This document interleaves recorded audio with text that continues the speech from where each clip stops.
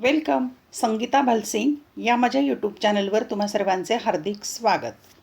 समाजशास्त्र इयत्ता 11वी हा विषय आपण अभ्यासाला घेतलेला आहे आणि प्रकरण क्रमांक 4 आपण अभ्यासत आहोत. प्रकरणाचं नाव आहे सामाजिक संस्था. या प्रकरणामध्ये एकूण 5 उपघटक आहेत. एक सामाजिक संस्था, व्याख्या आणि वैशिष्ट्ये. हे व्हिडिओ लेक्चर आपलं झालेलं आहे. तुम्ही या चॅनलच्या प्लेलिस्टवर जाऊन पाहू शकता. दुसरा उपघटक आहे कुटुंब. हा उपघटक आज आपण अभ्यासणार आहोत. तिसरा उपघटक आहे विवाह. चौथा अर्थव्यवस्था आणि काम. पाचवा शिक्षण. चला तर आज आपण कुटुंब हा दुसरा उपघटक अभ्यासणार आहोत. यामध्ये कुटुंबाची व्याख्या आणि कुटुंबाची कार्य काय आहेत ती आपण अभ्यासणार आहोत. चला, प्रकरण क्रमांक 4 दुसरा उपघटक कुटुंब. कुटुंब हा मानवी समाजाचा अत्यंत महत्त्वाचा प्राथमिक घटक आहे. पहा, फॅमिली म्हणजे कुटुंब हा प्राथमिक घटक, पहिला महत्त्वाचा घटक आहे. कुटुंबाला मानवी समाजाची आधारशिला समाज मानले जाते. आधार आहे, फाउंडेशन आहे कुटुंब म्हणजे मानवी समाजाचं. कुटुंब ही समाजातील सर्वात सूक्ष्म म्हणजे लहान स्वरूपाची संस्था आहे. ही पण कुटुंब संस्था असंच म्हणतात. लहान आहे पण ती सर्वात लहान समाजातली संस्था कुटुंब. कुटुंबाशिवाय समाजाची कल्पना करणे कठीण आहे. कुटुंब नसतील तर समाजाची कल्पनाच कशी करणार, कारण सर्व कुटुंब मिळून समाज होतो. व्यक्ती आणि संपूर्ण समाज अशा दोन्ही स्तरावर कुटुंब महत्त्वाचे आहे आणि कुटुंब अतिशय महत्त्वाचं आहे, त्या व्यक्तीच्या दृष्टीने पण आणि संपूर्ण समाजाच्या दृष्टीने पण. म्हणूनच सर्वसामान्यतः कुटुंब म्हणजे काय ते समजावून घेऊया. कुटुंब म्हणजे एक सार्वत्रिक तसेच मानवी समाजातील अविभाज्य सामाजिक संस्था मानली जाते. सार्वत्रिक म्हणजे जगात सर्वत्रच आहे, सर्वत्र. आणि या मानवी समाजामध्ये अविभाज्य म्हणजे वेगळी नाही करता येणार कुटुंब संस्था समाजाच्या संस्थेपासून. महत्त्वाची सामाजिक संस्था ही आहे प्राथमिक स्तरावरची. कुटुंबात राहणाऱ्या व्यक्तींसाठी एक सामाजिक रचना म्हणून कुटुंब विविध स्वरूपाची भूमिका पार पाडत असतं. आणि कुटुंबात राहणाऱ्या ज्या व्यक्ती असतात त्या सगळे मिळून वेगवेगळ्या प्रकारची भूमिका पार पाडत असतात आणि समाजाची रचना असते. कुटुंबात आर्थिक गरजा भागवल्या जातात. म्हणजे ज्या ज्या काही अन्न, वस्त्र, निवारा, आरोग्य, शिक्षण, ज्या ज्या काही गरजा भागवण्यासाठी पैसा कमवावा लागतो ते कामं केली जातात. मुलांना समाजाचा सदस्य म्हणून वाढवण्याची जबाबदारी पार पाडली जाते. आणि त्या कुटुंबातला तो मुलगा असेल तर तो समाजातला एक सदस्य आहे, मग त्याला वाढवण्याची जबाबदारी पालकांच्याकडून पार पाडली जाते. भावनिक आधार दिला जातो. कुटुंबातील सदस्य एकमेकांना भावनिक आधार देतात. त्या दृष्टीने प्रेम, जिव्हाळा, प्रोत्साहन देणारी आदर्श रचना म्हणून कुटुंबाकडे पाहता येईल. म्हणूनच कुटुंबामध्ये प्रेम असतं, जिव्हाळा असतो आणि एकमेकांना प्रोत्साहन देणारे असतात ते. अशी आदर्श अशा प्रकारची कुटुंबाची रचना असते प्राथमिक घटक म्हणून. कधीकधी असेही दिसून येते की कुटुंबातील सर्व सदस्य गरजा तितक्याच प्रकर्षाने भागवले जात नाही. म्हणजे सगळ्याच गरजा भागवल्या जातील असं नाही. गरीब कुटुंबामध्ये काही गरजा अपूर्ण राहू शकतात. कुटुंबात वेदना व हिंसेचा अनुभव देखील येऊ शकतो. म्हणजे कुटुंबामध्ये एकमेकांवर हिंसा, अन्याय, वेदना देणं, त्रासदायक वर्तन करणं अशा गोष्टी देखील घडतात.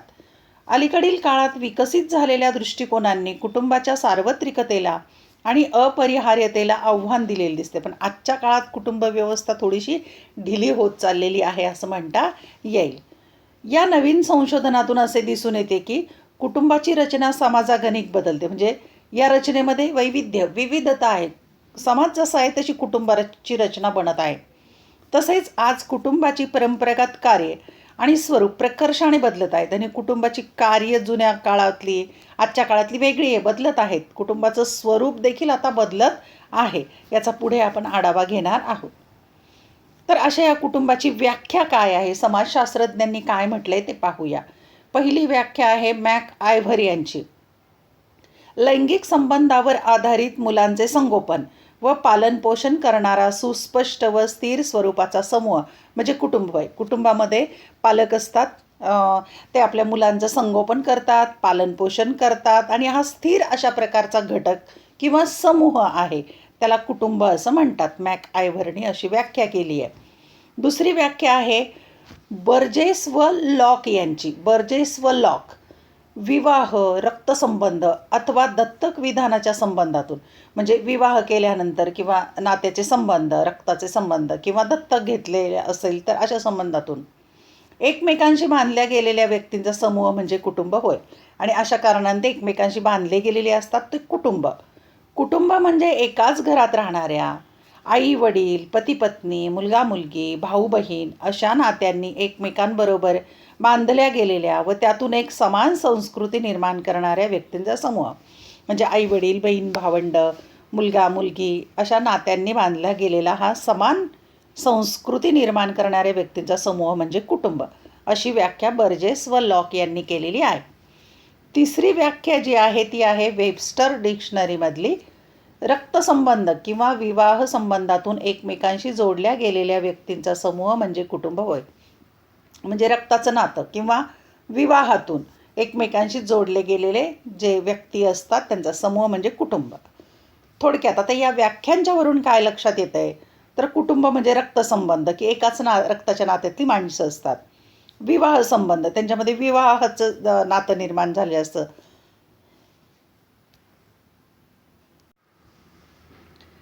अथवा दत्तक प्रक्रियेसारख्या सामाजिक संबंधातून निर्माण झालेली व मुलांच्या पालनपोषणाची जबाबदारी वाहणारी प्रमुख सामाजिक संस्था होय.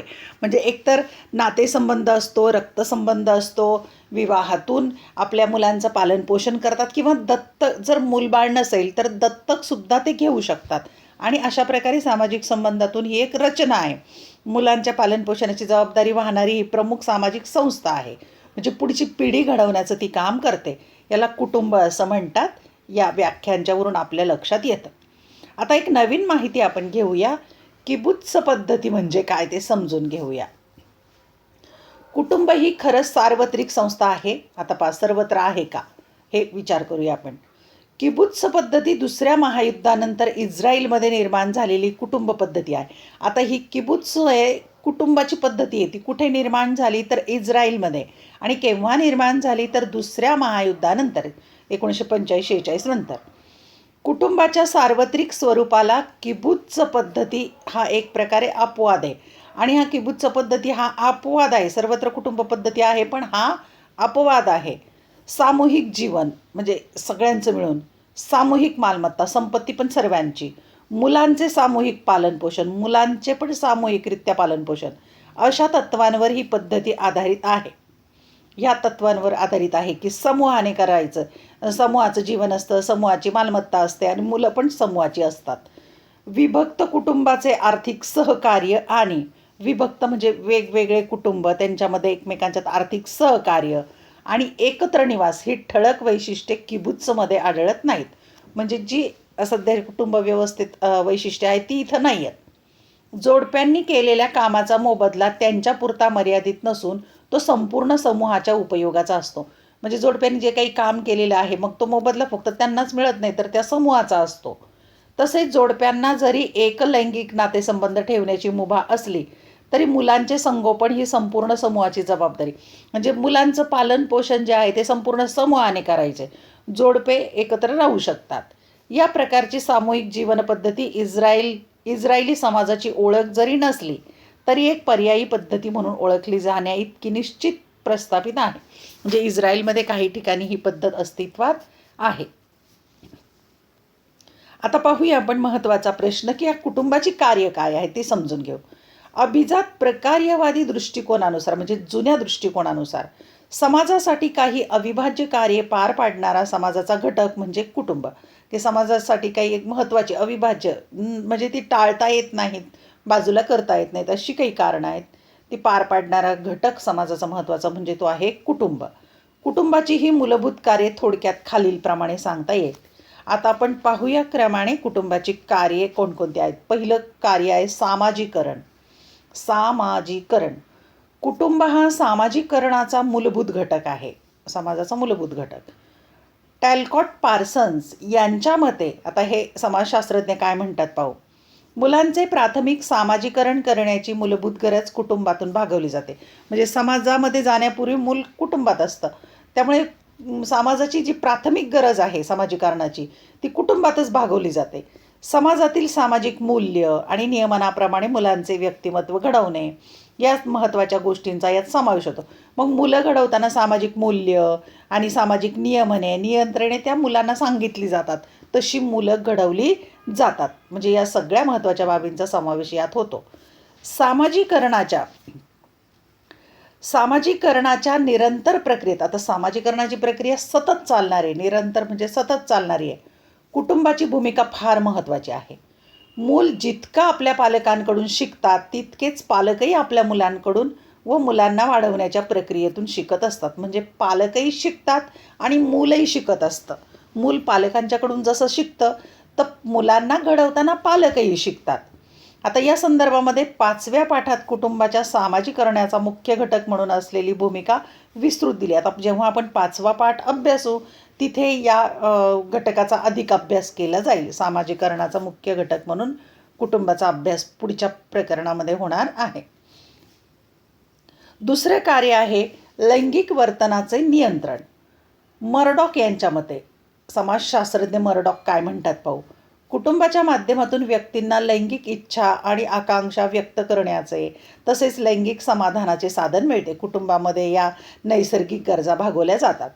त्याचबरोबर विवाहबाह्य लैंगिक संबंधावर अंकुश लावून, की विवाहबाह्य लैंगिक संबंध समाजाने नाकारलेले असतात, त्यामुळे अंकुश लावला जातो, नियंत्रण लावलं जातं व त्या संदर्भातील नियम तयार करून समाजात नियंत्रण व स्थिरता आणण्याची जबाबदारी कुटुंबातून पार पाडली जाते. आणि या नियमामुळे काय होतं तर समाजामध्ये नियंत्रण निर्माण होतं, स्थैर्य निर्माण होतं.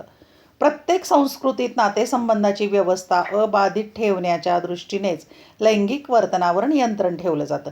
आणि या लैंगिक वर्तनावर मानवी वर्तनावर नियंत्रण ठेवलं जातं, कारण कुटुंब व्यवस्था, नातेसंबंधाची व्यवस्था नीट राहिली पाहिजे, अबाधित राहिली पाहिजे, म्हणून हे नियंत्रण केलं जातं. कुटुंबामध्ये सगळ्यात महत्त्वाची बाब असते ही. याच दृष्टीने अगदी जवळच्या नातलगांमधील लैंगिक संबंधांना मनाई असते, म्हणजे जवळच्या नात्यांच्यामध्ये असे संबंध होत नाहीत. नियमांच्या या चौकटीत कोणते आप्त नातेवाईक येतात हे संस्कृतीनुसार बदलू शकते. म्हणजे प्रत्येक समाजामध्ये किंवा संस्कृतीमध्ये वेगळ्या असू शकतात, की कोण लैंगिक संबंधांच्या संदर्भात जवळचे नातेवाईक, लांबचे नातेवाईक, अशी संस्कृतीनुसार या गोष्टी बदलतात. पण कुटुंब आणि नातेसंबंधाच्या व्यवस्थातून लैंगिक व प्रजननाच्या प्रक्रियेवर निश्चित स्वरूपाचे नियंत्रण असते, म्हणून कुटुंब या गोष्टींवर नियंत्रण ठेवतं. तिसरं कार्य आहे भावनिक आधार, एकमेकांना इमोशनली आधार देणं. कुटुंबात सदस्यांना शारीरिक संरक्षण, भौतिक मदत आणि भावनिक आधार दिला जातो. कुटुंबात या सगळ्या गरजा पूर्ण होतात. संरक्षण मिळतं, भौतिक आर्थिक मदत मिळते, भावनिक आधार मिळतो. कुटुंबातील नाती खूप प्राथमिक व जवळच्या संबंधावर आधारित असल्यामुळे, आणि खूप प्राथमिक नाती आणि रक्ताचं नातं असं जवळचे संबंध असतात. बाहेरच्या निष्ठुर जगात जगण्याचे बळ देणारे आश्रयस्थान असे कुटुंबाचे वर्णन केले जाऊ शकते. बाहेरचं जग निष्ठुर आहे, कठोर आहे. या जगात जगण्यासाठी बळ देणारं, ताकद देणारं आश्रयस्थान म्हणजे कुटुंब आहे, असं वर्णन केलं जाऊ शकतं.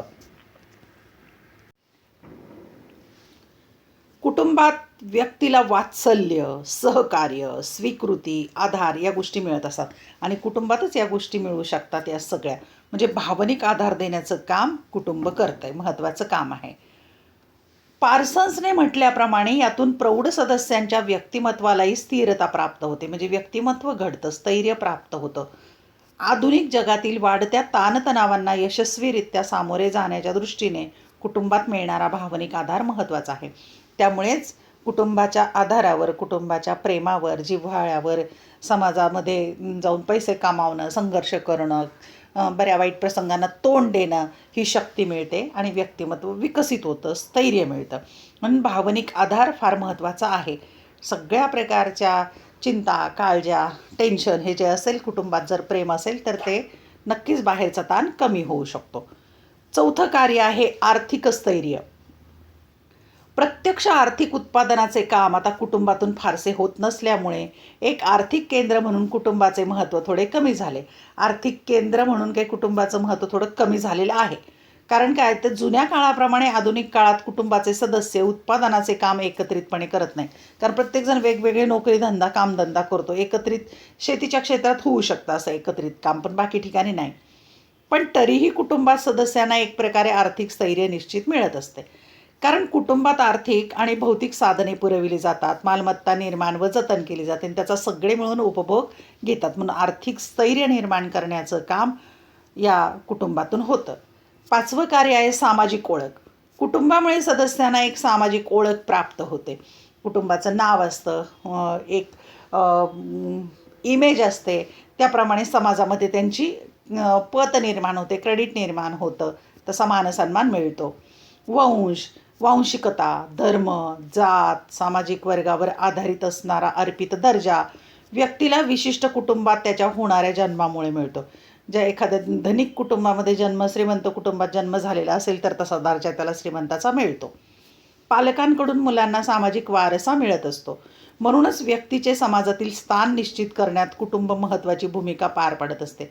म्हणजे समाजामध्ये त्या व्यक्तीचं स्थान कसं आहे यामध्ये महत्त्वाची भूमिका कुटुंबाची आहे. म्हणजे समाजामध्ये ओळख निर्माण करून दिली जाते. वरील सर्व कार्याचा सर्वंकष विचार केला तर कुटुंबाला समाजाचा कणा का मानले जाते हे लक्षात येते. म्हणूनच कुटुंबाला समाजाचा कणा, जसा मानवाच्या पाठीचा कणा आहे त्यामुळे तो सरळ उभा राहू शकतो, चालू शकतो, त्याप्रमाणे कुटुंब समाजामध्ये महत्त्वाची भूमिका पार पडते. म्हणून त्यांना कणा असं म्हटलेलं आहे. पुढच्या व्हिडिओ लेक्चरमध्ये आपण कुटुंबाचे प्रकार अभ्यासणार आहोत. धन्यवाद. व्हिडिओ लेक्चर आवडल्यास चॅनल सबस्क्राईब करा, बेल आयकॉन प्रेस करा, म्हणजे मी नवीन व्हिडिओ पोस्ट केल्याचं नोटिफिकेशन तुम्हाला मिळेल. अभ्यासासाठी शुभेच्छा.